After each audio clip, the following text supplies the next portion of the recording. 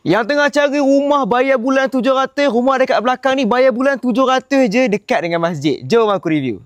Rumah ni bayar bulan RM700 je. Tapi korang tengok dia punya kaposh bukan main besar lagi. Siap sekali owner belanja dengan owning lagi. Rumah ni kalau katakanlah korang nak pergi ke Seri Iskandar, nak pergi masjid Pekan Batu Gajah, semua dekat-dekat kan. Senang cerita, rumah ni good price, good area. Settle bahagian luar, jom tengok dalam. Sizing rumah ni 18x60, medium cost bukan low cost. Maksudnya sesiapa sahaja boleh beli rumah ni, tak ada apa-apa sekatan. Rumah ni walaupun konsep dia rumah lama, design lama, tetapi ceiling dia tinggi. Biasanya rumah-rumah lama yang aku pernah review, ceiling dia semua jenis rendah. Jadi dia punya ruang tamu, rumah ni aku bagi tahu condition dia memang biasa-biasa. Tapi rumah ni simple je, korang beli cat, touch up sikit dah lawa dah. Yang paling penting bayar bulan RM700 je.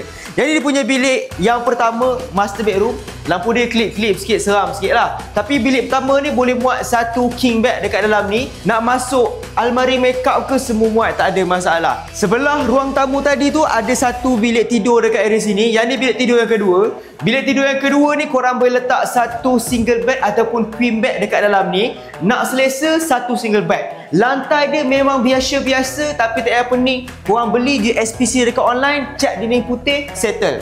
Untuk belakang ni, ruang dapur owner dah siap extend dah. Dekat sini korang boleh letak satu set meja makan family buat makan untuk 6 orang.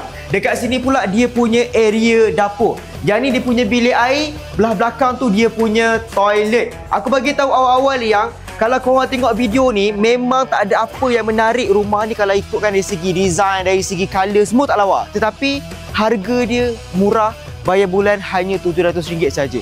Dan kalau katakanlah one day korang beli rumah ni, korang boleh extend belakang ni, bagi besar lagi korang punya rumah. Owner nak jual rumah ni harga hanya RM150,000 saja. Sangat-sangat murah.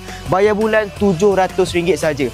Rumah tak lawa macam ni tak apa guys. Yang penting kita boleh touch up, kita boleh wangikan semula, kita boleh bagi lawa balik. Yang paling penting, harga murah, bayar bulan RM700 saja. Kepada yang nak apply, klik link ni bio.